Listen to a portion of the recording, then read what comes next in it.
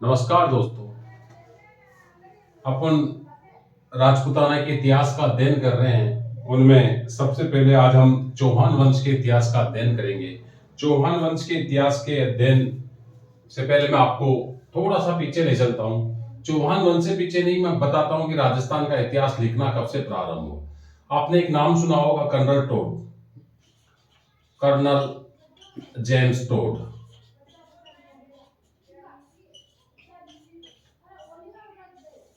Colonel James Tod ने सबसे पहले राजपूताना के इतिहास को लिखना प्रारंभ किया। सबसे पहले अगर किसी ने व्यवस्थित राजपूताना का इतिहास लिखा तो वो थे colonel James Tod. Colonel James Tod Scotland निवासी थे।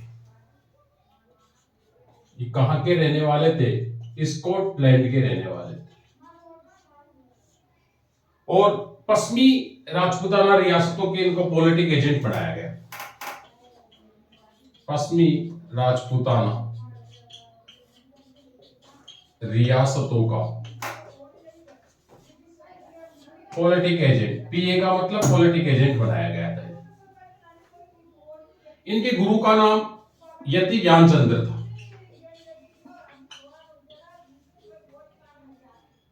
इनसे ही ये राजपूताना के इतिहास के बारे में जाना समझा।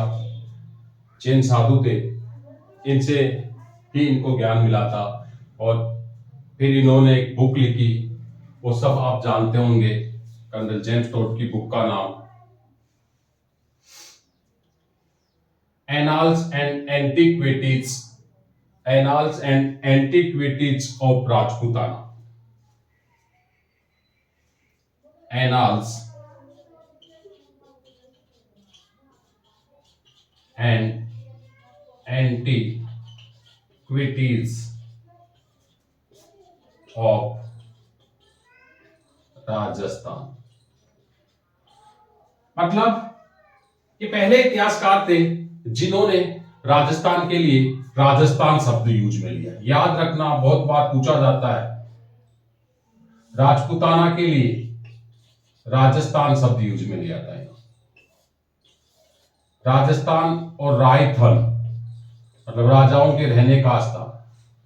और जब ये लोगों से मिल रहे थे तो कई कहानियां इनको सुनने की मिली थी, और इन्होंने कहा था कि राजस्थान के हर गांव में एक बहुत महान वीर योद्धा पैदा हुआ है। और राजस्थान की कहानियां लोगों को मोटिवेट करती रहती है।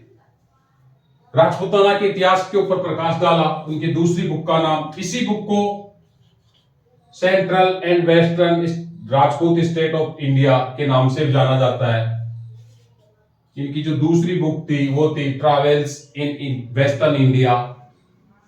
ट्रैवल्स इन वेस्टर्न इंडिया, ये इनकी बुकों के नाम है जो आपको अच्छे से याद होने चाहिए। Annals and antiquities of Rajasthan, travels in western India. ये यात्रा वृत्तांत है। ये जो दूसरी वाली बुक है ये इनका यात्रा वृत्तांत है। अब हम सबसे पहले चौहान वंश का इतिहास देखें। चौहानों के इतिहास की मैं चर्चा करूं उससे पहले ये बताऊं कि चौहान एक चाहमन शब्द से बना शब्द है। ऐसी दंत कथा है कि पहले एक चाहमन नाम का राजा हुआ। चाहमन नाम का राजा हुआ, इनके भाई का नाम था धनंजय।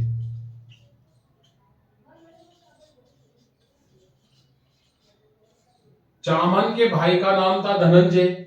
इन्होंने पूरे उत्तर भारत को लगभग अपने अधीन कर लिया था, और इन्हीं के नाम पर इस वंश का नाम चौहान वंश पड़ा। ऐसी एक दंत कथा है। चौहानों की उत्पत्ति के ऊपर चर्चा करते हैं। सबसे पहले तो चौहानों की उत्पत्ति के बारे में अलग अलग मत है। सबसे पहला मत जो निकल के आता है वो अग्निवंशी।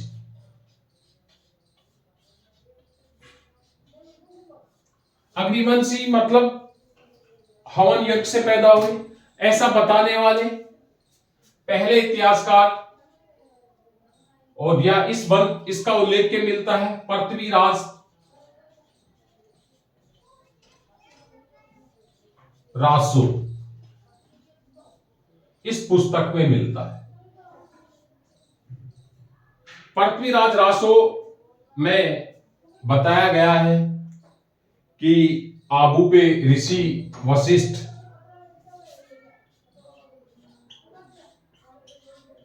व इनके अन्य साथी साधु महात्मा तपस्या करते थे, यज्ञ करते थे, तो राक्षस आते थे और इनके यज्ञों को अपवित्र कर देते थे, खंडित कर देते थे यज्ञों को।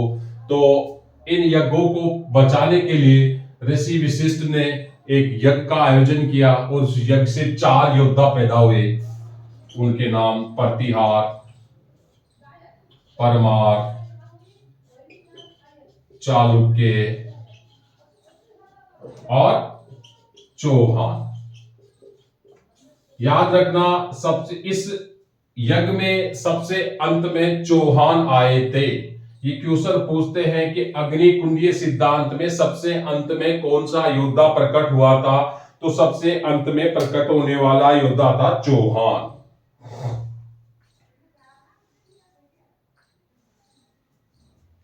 इस मत का समर्थन आधुनिक राइटरों में करने वालों में से मूणत नैन्स, सूर्यमल मिश्रण,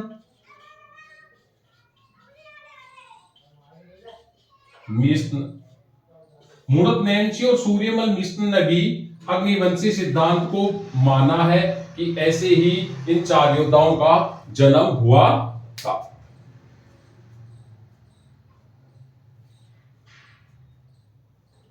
इसके बाद में अगला सिद्धांत निकल के आता है, वो है सूर्यवंशी।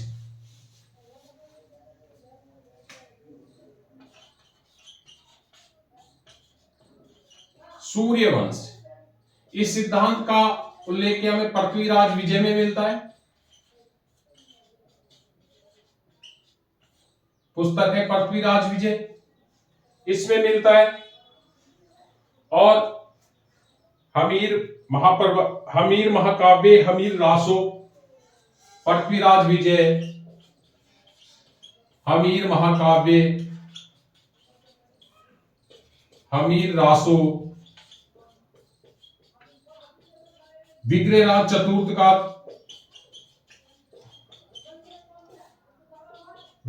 चतुर्थ के अजमेर अभिलेख,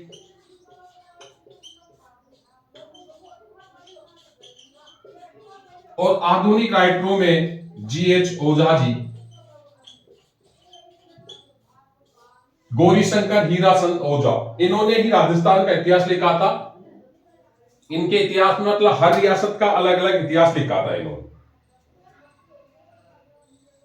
सूर्यवंशी के बाद में चंद्रवंशी बताने वाले 2 अभिलेख हैं, एक तो हांसी का अभिलेख, एक अचलेश्वर अभिलेख। हांसी अभिलेख में चौहानों को चंद्रवंशी बताया है और अचलेश्वर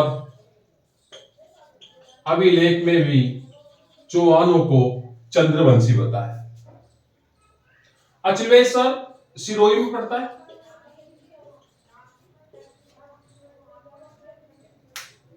ब्राह्मण वंशी,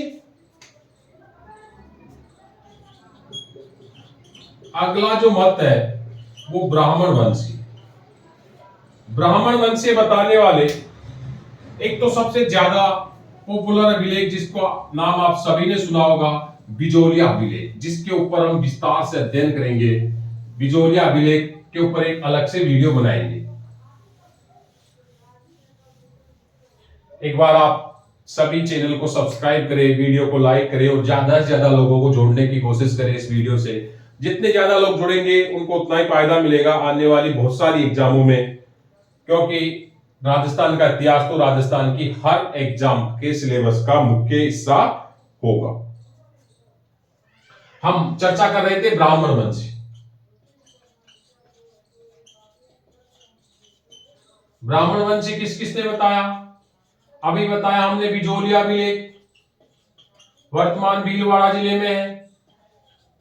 नए जिले बनने के बाद में भी ये भीलवाड़ा में ही रहेगा। बिजोलिया अभिलेख, चंद्रावती अभिलेख,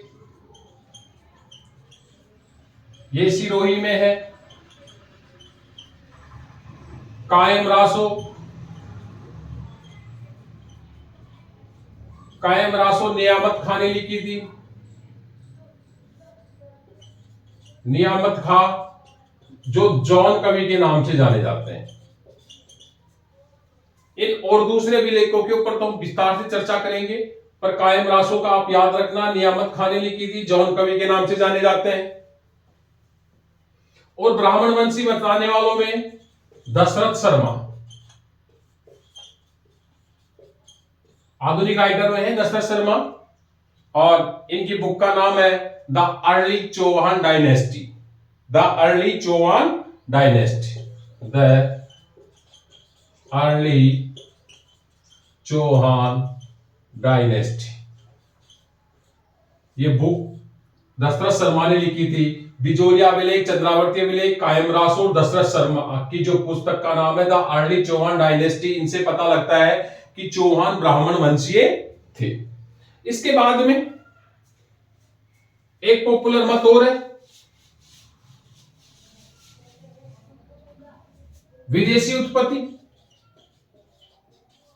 कहा कि चौहानों की उत्पत्ति विदेशियों से हुई है, और उसको मानने वाले प्रमुख हैं। उनमें एक तो जिन्होंने राजपूताना का इतिहास लिखा, कर्नल जेम्स टोड।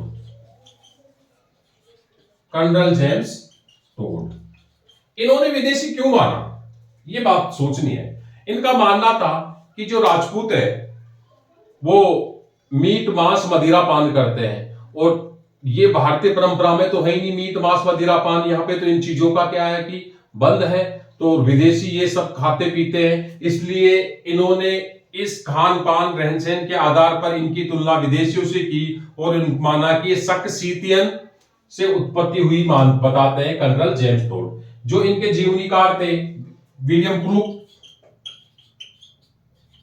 इन्होंने भी इस मत का समर्थन किया।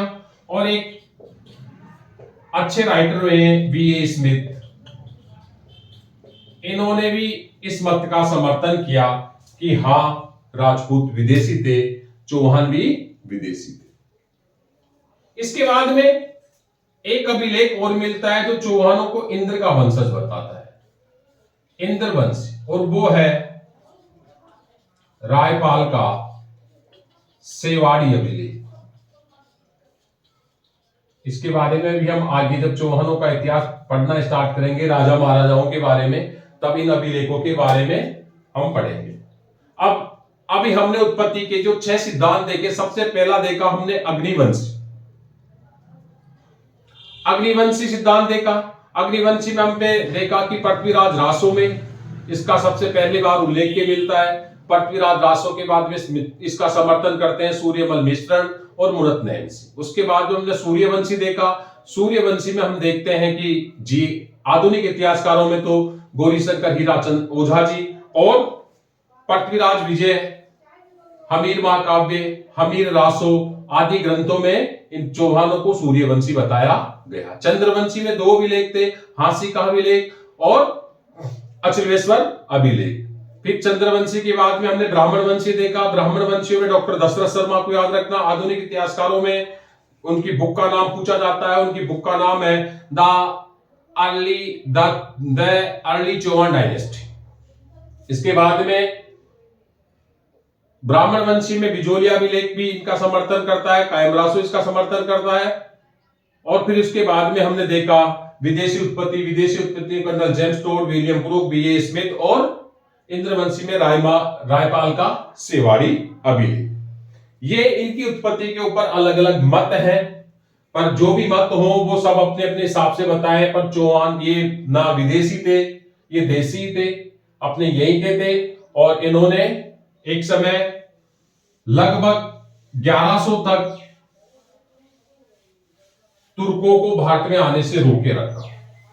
12वीं शताब्दी में के अंत में जाकर तुर्क भारत में आ पाए थे। जब तक चौहान शक्तिशाली थे, पृथ्वीराज चौहान तृतीय तक तुर्कों की हिम्मत नहीं हुई थी कि वो भारत में अपना राज्य स्थापित कर सके। जब तक इनके द्वितीय युद्ध में चौहान हार गए, उसके बाद में ही तुर्क भारत में अपना राज्य स्थापित कर पाए। इनके ऊपर हम विस्तार से चर्चा करेंगे। इनके जो पहले राजा जिनको ये आदि पुरुष मानते हैं, उनका नाम वासुदेव है। पता कैसे चलता है कि इनका नाम वासुदेव है? प्रतिहारों के दरबार में एक राइटर हुए थे राजशेखर। प्रतिहारों के दरबार में एक राइटर थे राजशेखर, और इन्होंने पुस्तक लिखी है प्रबंध कोश। इस पुस्तक में लिखा है कि लगभग 551 ईस्वी में, लगभग 551 ईस्वी में वासुदेव नामक राजा ने सांभर के पास सपालदक्ष स्थान के ऊपर अपने राज्य की स्थापना की। सपालदक्ष का मतलब होता है 1.25 लाख। या तो 1.25 लाख की जनसंख्या रही होगी, या 1.25 लाख के 1.25 लाख के लगभग गांव रहे होंगे। गांव तो 1.25 लाख क्या रहे होंगे, ढाणियां रही होंगी, छोटे छोटे छोटे कस्बे, ढाणियों के रूप में कोई 1.25 लाख ऐसा कुछ रहा होगा। उसके आधार पर इस जगह को सपालदक्ष कहा जाता है। और इनकी जो राजधानी थी शुभारंभ में, राजधानी का नाम था अहिछत्रपुर। अहिछत्रपुर नागौर को बोलते हैं। अहिछत्रपुर नागौर को बोलते हैं, जो जांगल देश का हिस्सा था। जांगल बीकानेर को कहा जाता था, जांगल बीकानेर को कहा जाता था, अहिछत्रपुर नागौर को कहा जाता था। और प्रारंभ में चौहानों की राजधानी अहिछत्रपुर थी, जो सपालदक्ष के पास में थी, और यहीं से पूरा शासन कंट्रोल करते थे। और प्रारंभ में चौहान थे वो प्रतिहारों के सामंत थे, मतलब प्रतिहार जो राजा थे उनके अधीन चौहान राज करते थे। ये जानकारी मिलती है राजशेखर के प्रबंध कोश नामक ग्रंथ से। फिर इस वंश में और भी कई राजा हुए, सामंत राज और भी कई हुए। इनमें जो अगर पहला थोड़ा सा प्रभावी राजा हुआ जिसके बारे में उल्लेख मिलता है पृथ्वीराज विजय पुस्तक में, तो वो दूसरे राजा थे दुर्लभ राज।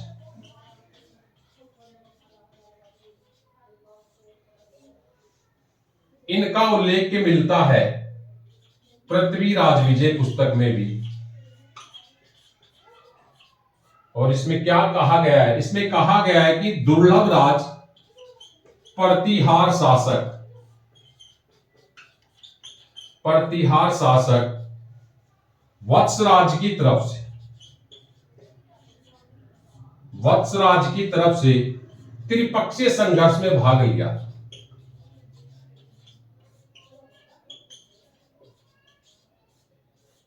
मतलब ये दुर्लभ राज सामंत था किसका? वत्सराज का।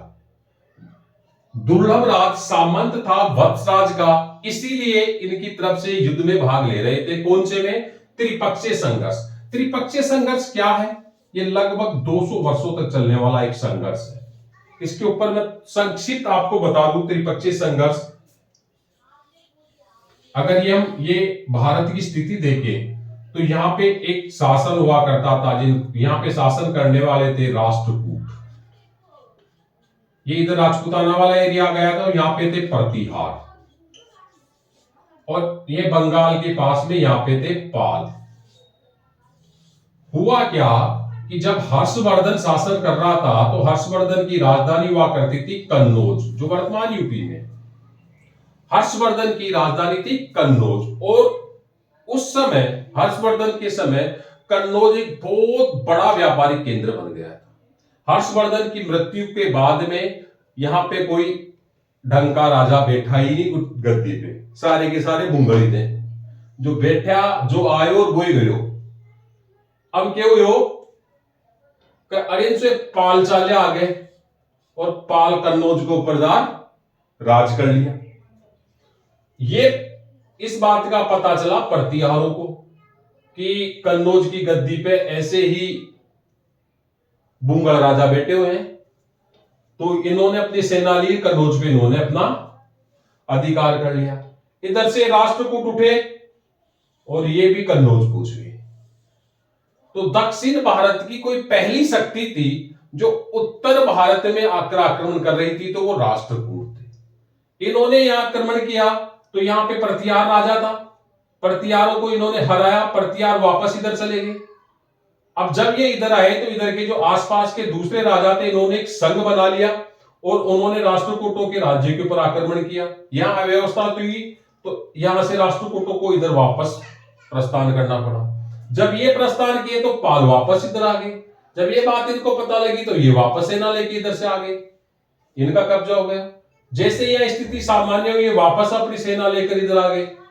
तो इस प्रकार से ये संघर्ष जो भारत के इतिहास में त्रिपक्षीय संघर्ष के नाम से जाना जाता है, ये 200 साल तक चला था। और इस त्रिपक्षीय संघर्ष में चौहान वंश के दुर्लभ राज ने भाग लिया था और उस समय प्रतिहार राजा था वत्सराज। ये मैं जहां तक मानता हूं, आपको त्रिपक्षीय संघर्ष के बारे में थोड़ा बहुत समझ में आया होगा। जब हम भारत का इतिहास पढ़ेंगे विस्तार से, तो प्राचीन भारत के इतिहास में त्रिपक्षीय संघर्ष को अलग से पढ़ाया जाता है। दुर्लभ राज के बाद में राजा बना, इसी पीढ़ी में और भी दूसरे बने होंगे, परंतु जो प्रमुख राजा था वो था गुवक। यह भी प्रारंभ में अपने राज्य के प्रारंभिक काल में प्रतिहारों का सामंत था और उस समय प्रतिहार राजा था नागभट्ट द्वितीय। ये प्रतिहार शासक था, नागभट्ट द्वितीय प्रतिहार शासक था। और इस नागभट्ट द्वितीय ने इसको वीर की उपाधि दी। याद रखना, वीर की उपाधि किसने दी थी? नागभट्ट द्वितीय ने, जो प्रतिहार शासक था। और वीर की उपाधि दी किसको? गुवक प्रथम। अब धीरे धीरे प्रतिहारों की स्थिति डावाडोल हुई, प्रतिहार कमजोर होते गए, चौहानों की सत्ता बढ़ी। तो बाद में ये अपने आप को स्वतंत्र राजा घोषित कर देता है और प्रतिहारों को किसी प्रकार का कर वगैरह देना बंद कर देता है। तो इसको प्रथम स्वतंत्र शासक माना जाता है चौहानों का। याद रखना, चौहान वंश का पहला स्वतंत्र शासक कौन था? तो गुवक प्रथम। चौहान वंश का प्रथम स्वतंत्र शासक कौन था? तो वो था गुवक प्रथम। इसके बाद में इन्होंने जो प्रसिद्ध हर्षदेव मंदिर है, सीकर में नाम सुना होगा आपने, हर्ष का मंदिर, इस हर्षदेव मंदिर का निर्माण करवाया। चौहानों के इष्ट देव हुआ करते थे भगवान हर्ष, चौहानों के इष्ट देव हुआ करते थे। तो हर्षदेव मंदिर का निर्माण किसने कराया था? गुवक प्रथम ने। चौहानों का प्रथम स्वतंत्र शासक कौन था? गुवक प्रथम। गुवक प्रथम को वीर की उपाधि किसने दी थी? नागभट्ट द्वितीय ने, जो प्रतिहार राजा था। और फिर ये पहला स्वतंत्र शासक हो गया था। तो अगर हम अभी तक 3 राजा देखें, वासुदेव इनका आदि पुरुष हो गया, जो संस्थापक था, 551 में अपने राज्य की स्थापना करता है। दुर्लभ राज का उल्लेख मिलता है कि इन्होंने त्रिपक्षीय संघर्ष में भाग लिया था। और गुवक प्रथम के ये क्या था? प्रथम स्वतंत्र शासक था। याद रखना, चौहानों का पहला स्वतंत्र शासक कौन था? तो गुवक प्रथम। हर्षदेव का मंदिर या हर्षनाथ भी लिखा हुआ मिलेगा बहुत सी बुकों में। हर्षनाथ के मंदिर का निर्माण भी किसने करवाया था? गुवक प्रथम। फिर इसी में और राजा आते हैं। अगर फिर एक राजा फिर आएगा आगे, गुवक द्वितीय। ये गुवक द्वितीय गुवक प्रथम के जस्ट बाद में ही नहीं बन रहा, बीच में और भी हैं, परंतु वो इतने कोई काम के नहीं है, उनकी कोई उपलब्धियों के बारे में अपने को जानकारी नहीं मिलती और किसी बुक में भी नहीं दे रखा कि उन्होंने कुछ किया या नहीं। उनके नाम मिलते हैं, जो बिजोलिया विलेख में मिलते हैं, उनके नाम वही हैं। गुवक द्वितीय की एक बहन थी, इसकी बहन का नाम था कनकावती। इनकी बहन कनकावती की शादी प्रतिहार राजा भोज के साथ में हुई थी। बहुत प्रतिहारों के बहुत बड़े राजा हैं, उनके साथ में गुहक द्वितीय ने अपनी बहन की शादी की। गुहक के बाद में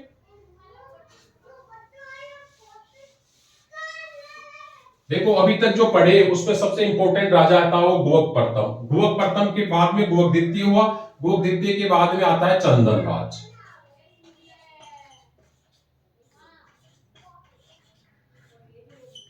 चंदन राज ने, जैसे हम ये देखें कि ये अजमेर है, अजमेर के इस तरफ चलेंगे तो यहां पे दिल्ली आएगी, और दिल्ली में तोमर वंश का शासन था उस समय। और इस समय चंदन राज के समय जो तोमर राजा था वो था रुद्र। कौन था? चंदन राज के समय रुद्र तोमर राजा था। चंदन राज ने यहां अजमेर में बैठा है चंदन राज। इधर दिल्ली में तोमर वंश का रुद्र था, इसने इसके ऊपर आक्रमण किया और रुद्र को हरा दिया। ये मारा गया रुद्र। ठीक है, ये जानकारी मिलती है पृथ्वीराज विजय से कि इन्होंने तोमर वंश के रुद्र को हराया था, पर दिल्ली पे अधिकार नहीं किया, क्योंकि उस समय दिल्ली कोई इतनी बड़ी बात नहीं थी। दिल्ली का उस समय कोई वर्चस्व नहीं था। चंदन राज की रानी थी आत्मप्रभा। ये चंदन राज था, इसकी रानी का नाम था आत्मप्रभा, जिसे रुद्राणी के नाम से भी कहा जाता है। अब इसमें कई जगह तो मिलता है कि चंदन राज की पत्नी थी आत्मप्रभा, और एक पुस्तक जो लिखती है कि रुद्राणी, जो आत्मप्रभा भी के नाम से जानी जाती है, वो इस रुद्र की पत्नी थी। अब पर राजस्थान की ज्यादातर बुक में आत्मप्रभा को चंदन राज की रानी बताया गया है। इसकी क्या थी कि ये 1000 दीपक जलाती थी। कितने? ये आत्मप्रभा 1000 दीपक जलाकर पुष्कर सरोवर में शिव जी की आराधना करती थी। आत्मप्रभा 1000 दीपक जलाकर पुष्कर सरोवर में शिव जी की आराधना करती थी। ये याद रखना कि कौन सी रानी थी चौहान वंश में जो पुष्कर सरोवर में 1000 दीपक जलाकर शिव आराधना किया करती थी, तो उसका नाम क्या है? आत्मप्रभा। और ये यौगिक क्रियाओं में भी बहुत निपुण थी, मतलब योग विद्या के बारे में भी जानती थी, यौगिक क्रियाओं में निपुण।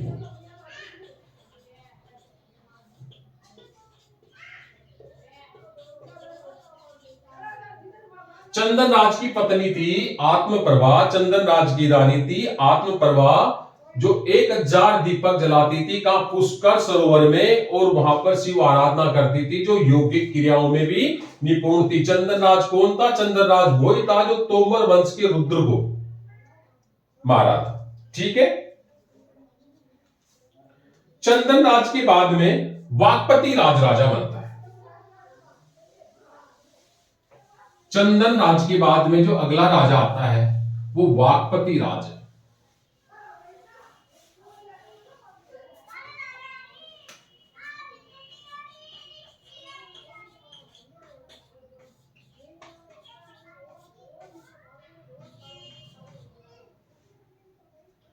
वही पुस्तक, अगर चौहान वंश के इतिहास के ऊपर अगर सबसे ज्यादा अगर किसी तथ्यात्मक आंकड़े मिलते हैं तो पुस्तक है पृथ्वीराज विजय। तो पृथ्वीराज विजय में ही इनके बारे में लिखा हुआ है, पृथ्वीराज विजय। इस पुस्तक में इनको 188 युद्धों का विजेता कहा गया है। तो कौन से चौहान राजा को 188 युद्धों का विजेता कहा जाता है? तो वो है वाकपति राज। कौन से चौहान राजा को 188 युद्धों का विजेता कहा जाता है? तो उनका नाम है वाकपति राज। और ये जानकारी कहां से मिलती है?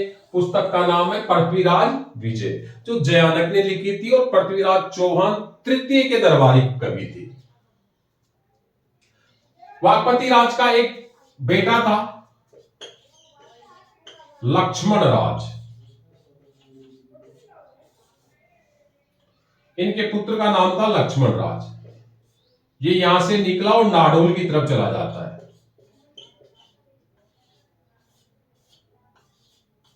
कहां पे जाता है? नाडोल। नाडोल वर्तमान पाली में पड़ता है। नाडोल पाली में पड़ता है।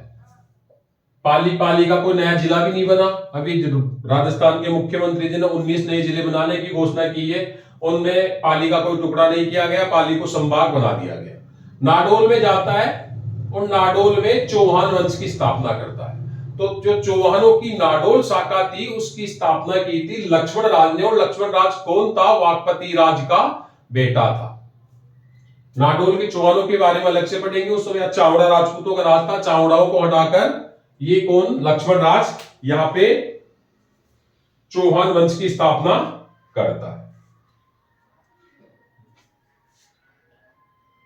साथ ही वाकपति राज चौहानों का प्रथम राजा था जिसने महाराजा की उत्पत्ति।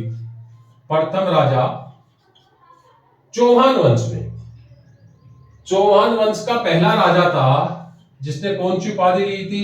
महाराजा की उपाधि। अभी महाराजाधिराज नहीं हुए, अभी ये महाराजा की अपने नाम से पहले महाराजा लगाने लग गए थे। किसके समय? वाकपति राज के समय। वाकपति राज के बाद में राजा बना सिंहराज।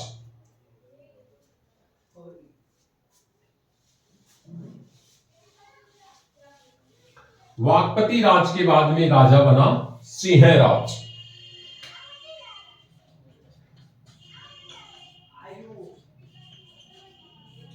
इनके बारे में पृथ्वीराज विजय पुस्तक में लिखा हुआ है कि तोमर वंश का,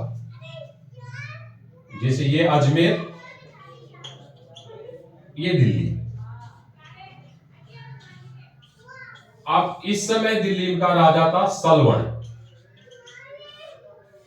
और वंश कौन सा था? तोमर। अजमेर में कौन थे? सिंहराज। इन्होंने सलवण के ऊपर किया आक्रमण और सलवण को क्या कर लेता है? इसको गिरफ्तार कर लेते हैं। गिरफ्तार तो कर लिया, गिरफ्तार करके कहा ले आए? इसको अजमेर ले आए। यहां से गिरफ्तार किया और इनको ले आए कहां पे? अजमेर। और बंदी बना लिया यहां पे लाकर। लगभग यहां पे प्रतिहारों की स्थिति बहुत कमजोर हो गई थी इस समय तक आते आते। इसीलिए तो एक जो सामंत हुआ करते थे प्रतिहारों के, वो तोमर वंश के सालवन को बंदी बनाकर यहां ले आते हैं। और जब ये मना कर देते हैं कि मैं नहीं छोड़ूंगा इनको, तब एक प्रतिहार राजा स्वयं जाता है यहां पे और सिंहराज से विनती करता है, अनुरोध करता है कि प्लीज छोड़ दो इसको। और इनके अनुरोध विनय से, इनके कहने पर इनको छोड़ देता है। और सिंहराज पहला राजा था जिसने महाराजाधिराज की उपाधि ली। महाराजाधिराज। तो चौहान वंश का पहला राजा जिसने महाराजाधिराज की उपाधि ली थी वो सिंहराज था, और जिसने महाराजा की उपाधि ली थी वो वाकपति राज था। सिंहराज के बाद में जो राजा आता है वो विग्रहराज द्वितीय। सिंहराज के बाद में अगर हम आगे बढ़े तो जो राजा आएगा वो है विग्रहराज द्वितीय।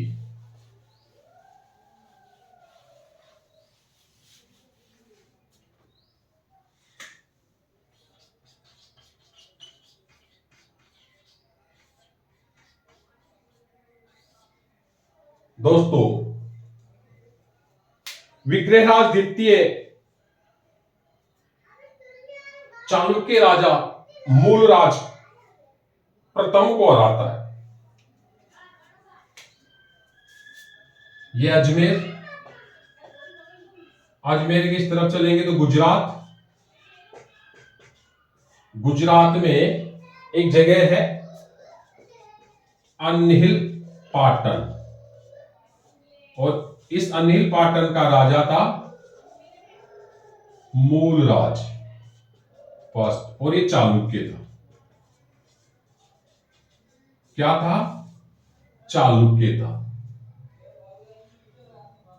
इस चालुक्य राजा को जो विग्रहराज था, इसको हराता है।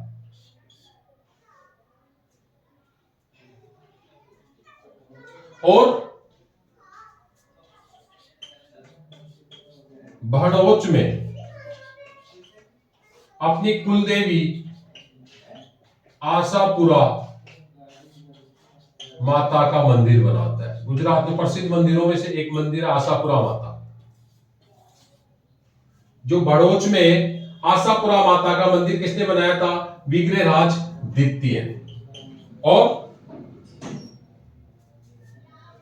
जो हर्षदेव का मंदिर, हर्षनाथ का मंदिर किसने बनाया था? गुवक प्रथम ने उस मंदिर को गांव दान में देता है। हर्ष मंदिर, हर्ष के मंदिर को गांव दान दिए, और उनका नाम है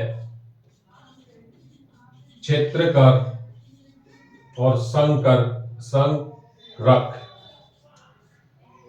ये दो गांव दान में दिए थे, एक तो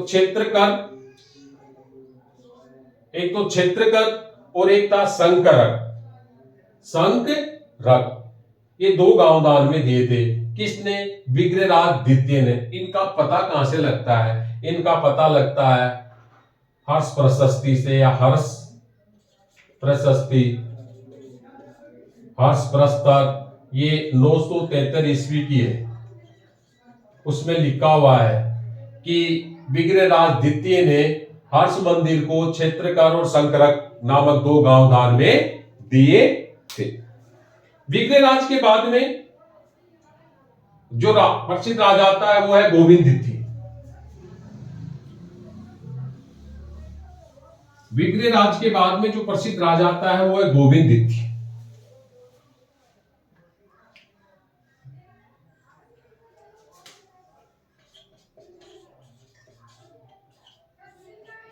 गोविंद द्वितीय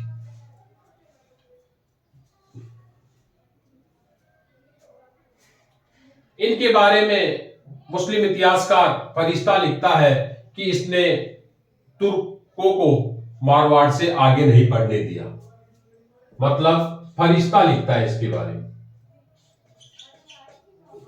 ये लिखता है कि इसने तुर्कों को मारवाड़ से आगे नहीं बढ़ने दिया। फरिश्ता कहता है ऐसा। और पृथ्वीराज विजय में इसकी उपाधि वेरीघट मिलती है। उपाधि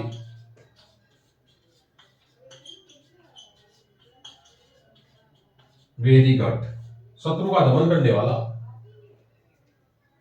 समझ गए? फरिश्ता कहता है कि तुर्कों को मारवाड़ से आगे नहीं बढ़ने दिया, और पृथ्वीराज विजय में इसकी उपाधि क्या मिलती है? वेरीघट। इनके बाद में जो प्रसिद्ध राजा आता है वो आता है विग्रहराज तृतीय।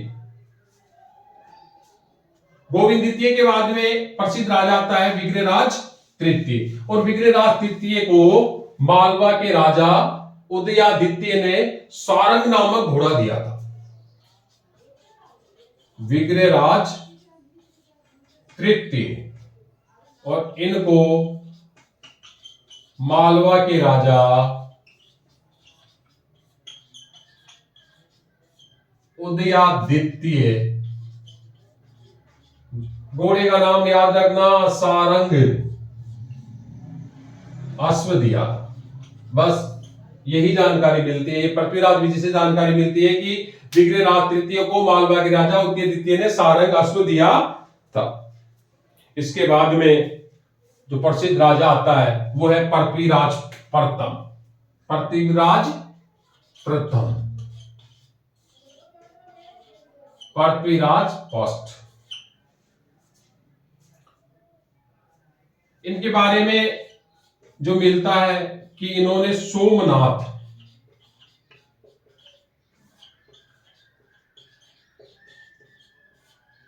जो मंदिर गुजरात में है, इसके रास्ते में निःशुल्क भोजन की व्यवस्था करवाई थी। निःशुल्क भोजन मतलब भंडारा। आज भी खाटू श्याम जी के या रामदेवरा रुणीजा जो जाते हैं उनके लिए खूब जगह अलग अलग समाज से भी आकर निःशुल्क भोजन की व्यवस्था करते हैं। वैसी भंडारे की व्यवस्था सोमनाथ मंदिर में पृथ्वीराज फर्स्ट ने की थी। अभी हाल ही में पिछले 1-1.5 महीने पहले जो एग्जाम हुआ था उसमें पूछा था कि कौन से राजा ने सोमनाथ मंदिर के रास्ते में अनास्य बनाया था।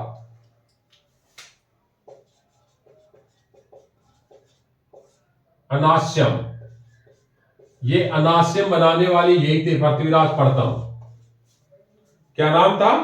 पृथ्वीराज प्रथम। पृथ्वीराज प्रथम के पुत्र हुए थे, उनका नाम था अजयराज। बस इनके बारे में इतनी एक ही दो जानकारी है। प्रत्येक राजा के बारे में एक ही दो जानकारी जो अपने को याद रहनी चाहिए और इन्हीं से संबंधित क्वेश्चन ज्यादातर परीक्षा में पूछे जाते हैं। पूछ लेगा सारंगस्वर किसको दिया था? सारंगस्वर भाई विग्रहराज तृतीय को किसने दिया था? मालवा के राजा उदय द्वितीय ने दिया था। आपसे पूछ लेगा सोमनाथ मंदिर में जाने वाले यात्रियों के लिए निःशुल्क भोजन व्यवस्था या अनाश्यम की व्यवस्था किसने की थी? तो अनाश्यम की व्यवस्था करने वाले थे पृथ्वीराज पहला और पृथ्वीराज प्रथम के पुत्र थे अजयराज। अजयराज जिन्होंने अजमेर नगर की स्थापना की। अजयराज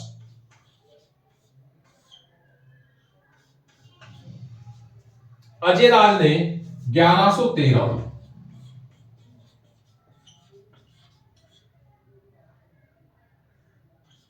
अजमेरू नगर की स्थापना की, जिसे हम अब क्या बोलते हैं? अजमेर। अजयमेरू मतलब इनके खुद के नाम पे ही था ये अजयमेरू, जो अपभ्रंश होता होता होता अब तो अजमेर तक पहुंच गया। आगे हो सकता है और भी कुछ अपभ्रंश होता जाए। 1113 में की थी इस नगर की स्थापना। यहीं पर इन्होंने एक किला बनाया जिसको गढ़बिटड़ी के नाम से बोलते हैं। गढ़बिटली अजमेर के किले को तारागढ़ के नाम से, तारागढ़ भी अजमेर में ही है, गढ़बिटली अजमेर में है। जो निर्माण किसने करवाया था? 1113 में अजयराज ने। इनके ऊपर इनके बारे में कहा जाता है कि इन्होंने गर्जन मातंगों को हराया।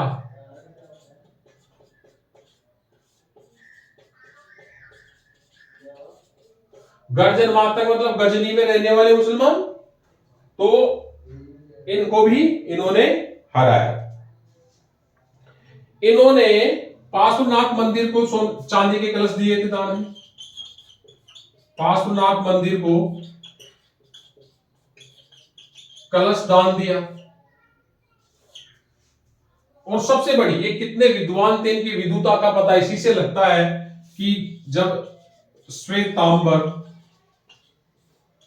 और दिगंबरों में शास्त्रार्थ हो रहा था, तो इस शास्त्रार्थ की अध्यक्षता की थी अजयराज ने। जैन धर्म की 2 ब्रांच हैं, श्वेतांबर और दिगंबर। जो सफेद कपड़े पहनते हैं वो श्वेतांबर और जो कपड़े ही नहीं पहनते वो दिगंबर। जब इन दोनों संप्रदायों में आपस में शास्त्रार्थ हुआ तो शास्त्रार्थ की अध्यक्षता की थी अजयराज ने।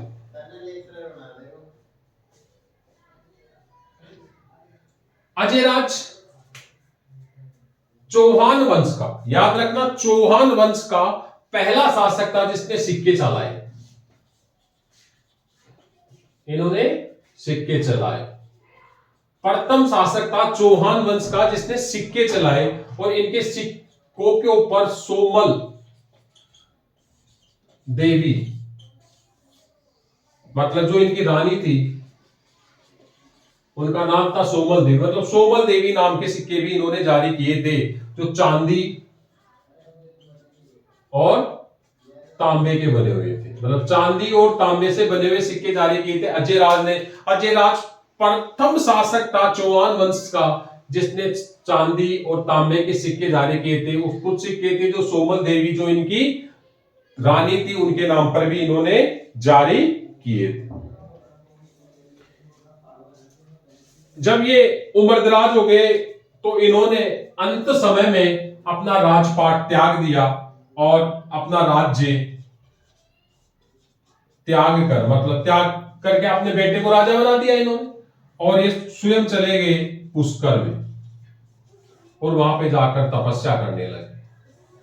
मतलब मोह माया से विरक्त हो गए थे, अपना सब कुछ त्यागा। सब कुछ त्यागने के बाद में पुष्कर चले गए और वहां परम भगवान शिव की आराधना करने लगे। तो ये अजयराज जिन्होंने अजमेर नगर की स्थापना की थी 1113 ईस्वी में, और वहीं पे किला बनाया जिसको गटमिटली के नाम से जाना जाता है। इन्होंने गर्जन मातंगों को हराया और श्वेतांबर दिगंबरों के शास्त्रार्थ की अध्यक्षता की थी। इन्होंने पहले सिक्के पहला शासक जिन्होंने चौहान वंश में सिक्के जारी किए थे वो था अजयराज। वो सिक्के चांदी और तांबे के होते थे और अपनी रानी के नाम पर भी, सोमल देवी जो इनकी रानी थी उनके नाम पर भी इन्होंने सिक्के जारी किए थे। इनके दरबार इनके बाद जो राजा बना इनका सुपुत्र अर्णोराज।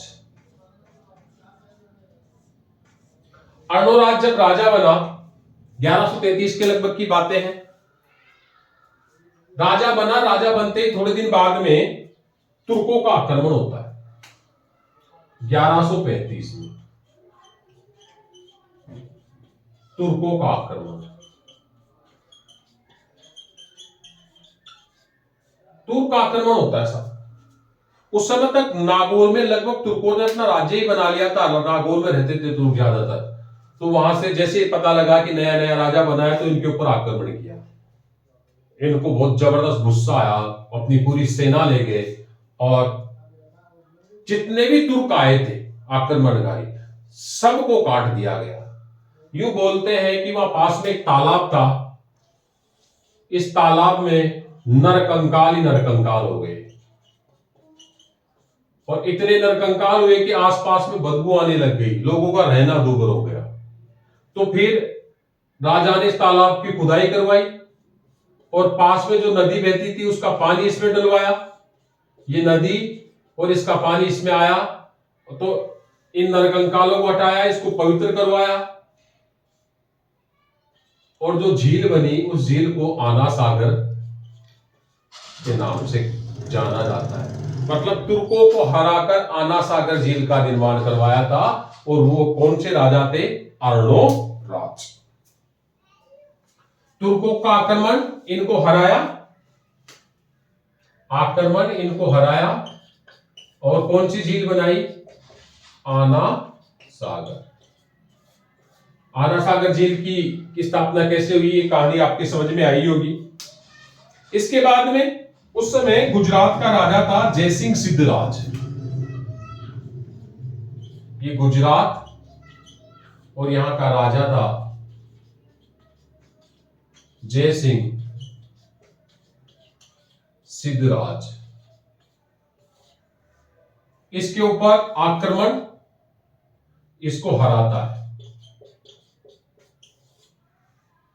और ये हारने पर इसकी राजकुमारी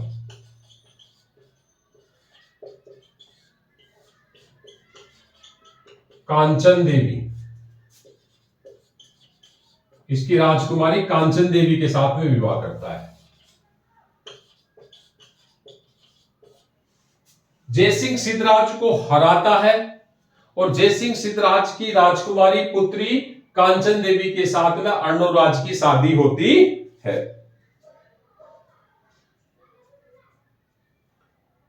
जब गुजरात में जब जयसिंह सिद्धराज मर जाता है, इसके बाद में यह गुजरात का शासक होता है कुमारपाल। बहुत फेमस नाम है कुमारपाल। कुमारपाल का आक्रमण होता है। ध्यान रखना जयसिंह सिद्धराज के बाद में, ये जयसिंह सिद्धराज है, इसके बाद में कुमारपाल राजा बनता है। जयसिंह सिद्धराज के बाद में राजा बनता है कुमारपाल। कुमारपाल के आक्रमण होते हैं और कुमारपाल आक्रमण करता है अर्णोराज पर, अर्णोराज को हराता है। जब ये हराता है तो ये भी अपनी राजकुमारी की शादी कुमारपाल से करता है और इसकी राजकुमारी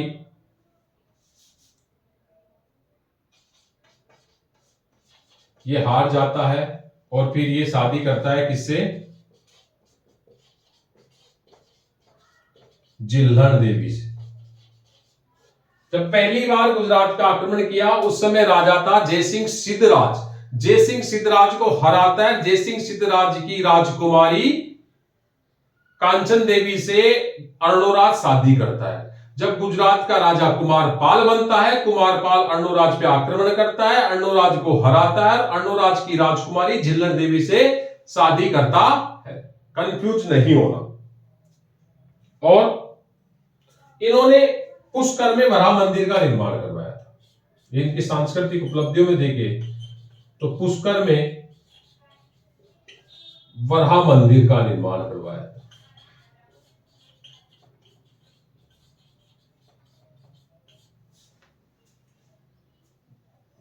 और खरतरगच्छ संप्रदाय को, जैनियों का संप्रदाय खरतरगच्छ संप्रदाय को इसको भूमि दान में दी थी। देखो, इनको राज्य मिला था। इनके पिताजी अंत समय में इनको राज्य देकर तपस्या तब करने चले गए थे। जब ये बूढ़े हो गए तब भी ये राज करने की लालसा छोड़ नहीं रहे थे। तो इनके बेटे जिनका नाम था जगदेव, उनकी लालसा जगी और उन्होंने अर्णोराज को मार दिया। मतलब इनकी हत्या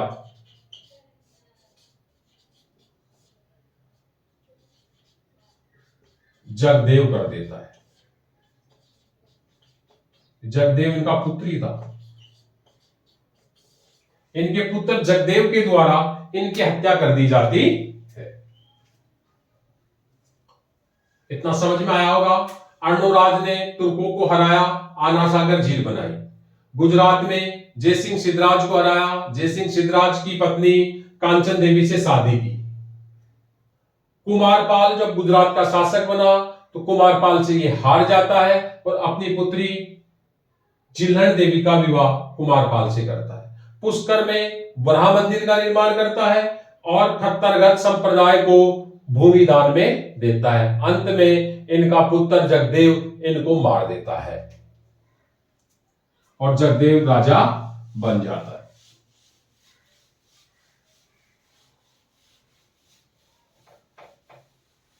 आप देखो, एक थोड़ा सा चार्ट बनाते हैं हम। अर्णोराज के दो पत्नियां थी, दो रानी। इधर एक का नाम था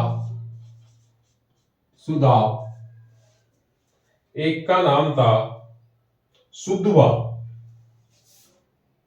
और एक का नाम आपको बताइए, कांचन देवी। पहली का नाम था सुदवा, दूसरी का नाम था कांचन देवी। सुदवा के दो बेटे थे। एक का नाम आप पढ़ चुके अभी, जगदेव, और दूसरे का नाम था विग्रहराज चतुर्थ। ठीक है, विग्रहराज चतुर्थ के भी दो बेटे थे। एक का नाम था अपर गांगे और एक का नाम था नागार्जुन। ठीक है, कांचन देवी के एक बेटा हुआ था सोमेश्वर और सोमेश्वर के दो बेटे हुए थे। अपर गांगे के जो बेटा हुआ था उसका नाम था पृथ्वीराज द्वितीय।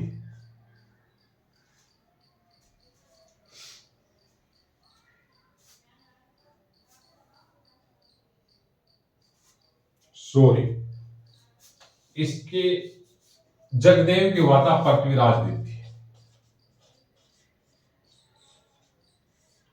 पृथ्वीराज द्वितीय। सोमेश्वर के बेटा हुआ, उसका नाम था पृथ्वीराज तृतीय और एक हरिराज। पृथ्वीराज तृतीय के जो हुआ उसका नाम था गोविंदराज। ये चार्ट समझ में आ जाएगा तो अजमेर के जो आगे के राजा बनेंगे उन सब का इतिहास समझ में आ जाएगा। एक बार सुनो, अर्णोराज के दो बेटे, अर्णोराज के दो रानियां, एक का नाम सुधवा और एक का नाम कांचन देवी। ये तो पता ही था गुजरात की राजकुमारी थी। सुधवा से दो बेटे थे, एक का नाम था जगदेव। आपने देखा जगदेव अर्णोराज को मार देता है, राजा बनता है जगदेव। इस जगदेव को हटा देता है कौन? विग्रहराज। तो दूसरे नंबर पे राजा बनता है विग्रहराज। जब विग्रहराज मर जाता है, इनकी मृत्यु होती है, इनके बाद में राजा बनता है अपर गांगे। अपर गांगे को हटाकर राजा बनता है पृथ्वीराज। जब पृथ्वीराज मर जाता है तो गुजरात में रहते थे जिस समय सोमेश्वर जी, उस समय गुजरात से इनको बुलाया जाता है और राजा बनता है सोमेश्वर। सोमेश्वर के बाद में राजा बनता है पृथ्वीराज तृतीय, और पृथ्वीराज तृतीय के बाद में राजा बनता है गोविंदराज। गोविंदराज के बाद में राजा बनेंगे हरिराज, और हरिराज के ऊपर ही अजमेर के चौहान वंश समाप्त हो जाता है। समझ में अगर ये चार्ट समझ में आ गया तो आगे का सब कुछ समझ में आ जाएगा। अर्णोराज के दो पत्नियां, पहली का नाम था सुधवा और दूसरी का नाम था कांचन देवी। सुधवा से दो बेटे जगदेव और विग्रहराज चतुर्थ। जगदेव के एक बेटा पृथ्वीराज द्वितीय और विग्रहराज चतुर्थ के दो बेटे अपरगांगे और नागार्जुन। कांचन देवी के एक बेटा सोमेश्वर, सोमेश्वर के दो बेटे पृथ्वीराज और हरिराज। पृथ्वीराज के एक बेटा गोविंदराज। पहले राजा बनेगा जगदेव, फिर विग्रहराज चतुर्थ, फिर बनेगा अपरगांगे, फिर बनेगा पृथ्वीराज द्वितीय, फिर बनेगा सोमेश्वर, पृथ्वीराज तृतीय, गोविंद राज और हरिराज। अब देखो बच गया बेचारा अकेला नागार्जुन, ये राजा नहीं बना। तभी तो पृथ्वीराज तृतीय के समय ये अपने राजपाट लेने की बहुत कोशिश कर रहा था क्योंकि अल्पवयस्क था। तो ये चार्ट का एक बार आप चाहो तो स्क्रीनशॉट भी ले लो, आपको बहुत मदद करेगा ये चार्ट आगे के चौहान वंश के बारे में जानने में।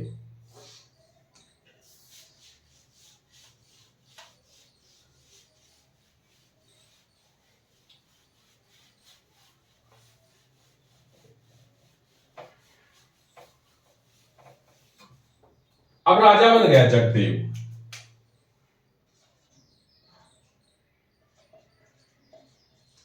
जगदेव जब राजा अपने पिता को मारकर राजा बना तो जनता में भी अलोकप्रिय हो गया। जनता में भी अलोकप्रिय, लोग भी इनको नहीं चाहते थे। इसी अव्यवस्था का फायदा उठाकर विग्रहराज चतुर्थ ने जगदेव को हटाकर राजपाट स्वयं ले लिया। जगदेव को हटा दिया और अब राजा बन गया कौन? विग्रहराज चतुर्थ, जो बीसल देव के नाम से भी जाना जाता है इतिहास में, जिनके बारे में डॉक्टर दशरथ शर्मा कहते हैं अपनी पुस्तक द अर्ली चौहान डायनेस्टी में कि चौहानों का अब तक का सबसे महान राजा हुआ था, या चौहान वंश का सबसे महान राजा हुआ था। और इसी वंश में यूं ही बोलते हैं, इन्हीं के कार्य को वो चौहान वंश का स्वर्ण काल मानते हैं। चौहानों का स्वर्ण काल भी वो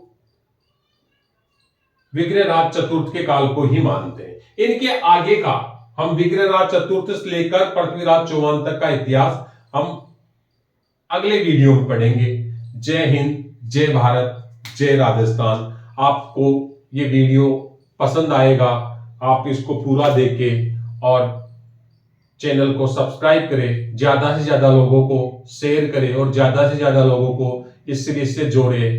हम धीरे धीरे करके हम पूरे राजपूताना के इतिहास पढ़ाएंगे आपको, फिर हम भारत का इतिहास चालू करेंगे। अगर आपने असिस्टेंट प्रोफेसर की तैयारी कर रहे हो तो लगभग 90% से ज्यादा पर्सन आपको इस वीडियो सीरीज से मिलेंगे। जय हिंद, जय भारत।